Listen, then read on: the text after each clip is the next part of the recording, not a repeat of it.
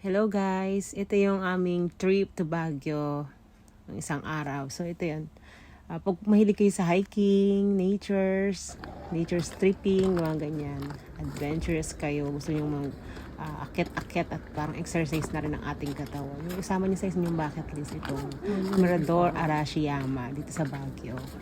Parang ano siya, Japan style na bundok, akyatin mo. Kasi nung nasa Japan ako, makatid kami ng ganito. Ganitong style din siya. Parang yung ginaya nila, yung inspired Japanese, inspired pala yung mountain. Pero made of rock yan. Ang ganda. Kasi pagdating mo naman sa taas, ang daming pwedeng papicturan, pwede ka magpahinga. Ayan, daming taon siya. So, tanong mo yung baba. So, ito yung parang station ng mga napupuntahan natin. Kung kayo ay pupunta dyan. Diyan makikita yung mga pinupuntahan nyo. Ikutan nyo. So, ayan, ang daming pwedeng papicturan. Diyan, may pila dyan. Parang sa Japan style na bawat picture ka. So, may pila. So, ayan. Yun. Nakapila kami dyan.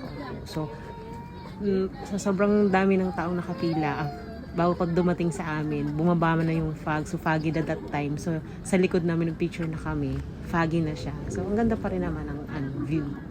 Ayan, yan. Iba-ibang lugar din sila galing. Oh my God. Ganda diba? Malamig naman kahit mainit ang araw dyan. Malamig Pila ka na siya. So, okay pa din. Ayan. So, ikot-ikot kayo dyan. Daming bamboo dyan. May entrance nga pala dito to 100. Tapos yung anak kong maliit yan, free siya. Yan o, magmahilig kayo sa mga natures. Diba? Fresh air pa, nakaka-relax. Ayan, may wishing well din sila. Marami siyang pwedeng pag-ikutan, maraming magagandang view.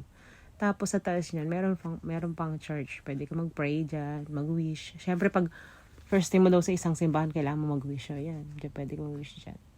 Ayan, pahinga kami dyan. Picture. Diba? Ang ganda.